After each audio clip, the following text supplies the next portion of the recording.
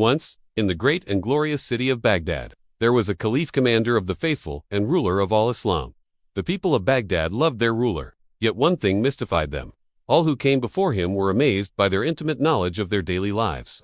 "The Caliph has 1,000 eyes," muttered some, glancing behind them for spies. But the Caliph's real secret was this.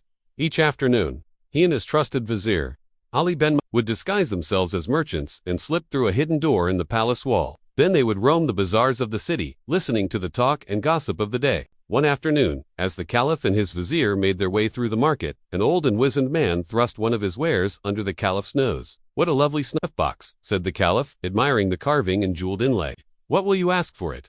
"Just 1 gold coin." The peddler wheezed. The Caliph gave him 2, took the box, and walked on. Reaching the edge of the city, the Caliph and his vizier strolled through the parks and orchards beyond. At last they stopped to rest by a quiet lake.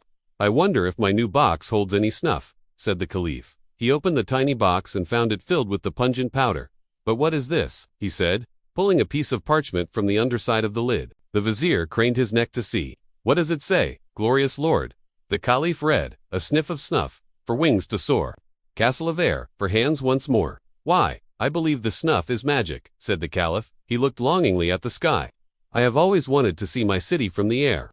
"Perhaps we should be cautious," said the vizier. "What if the charm fails to change us back?" "If the snuff works, then surely the magic word will too," said the Caliph. "Come, let us try our luck." He held out the box, and each took a pinch of snuff. Then together they inhaled the powder.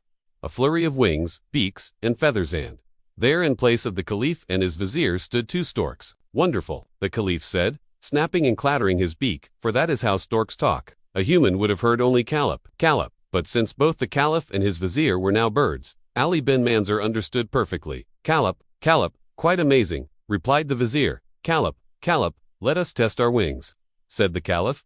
The 2 storks rose into the air, circling higher and higher. Spread below were meadows, ornamental gardens, orchards, and fields of crops. The great river Tigris flowed slowly across the plain, sprouting canals along its length, and basking on the banks of the river was Baghdad, capital of all Islam, city of peace. "Breathtaking, is it not?" called the Caliph. "Come, let us fly over the city." Soon they soared above the streets, canals, bridges, and claybrick buildings of Baghdad. In courtyard and bazaar, people bought and sold, worked and rested, fought and prayed, stole and chased, kissed and parted, laughed and wept.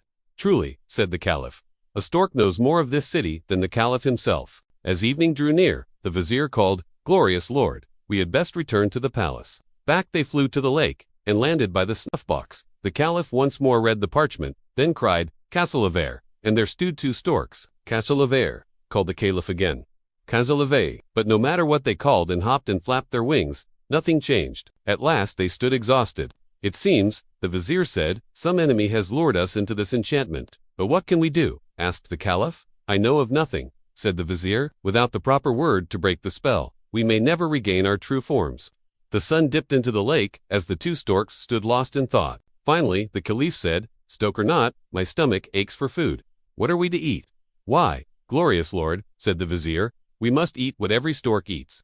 Fish and mice, frogs and toads, snakes and eels, snails and slugs, worms and grubs." So the storks poked their beaks among rushes at the lake edge, and into holes along the bank. When they had eaten as much as they could bear, each stood on one leg, crossed the other leg against it, hid his beak among his breast feathers, and slept.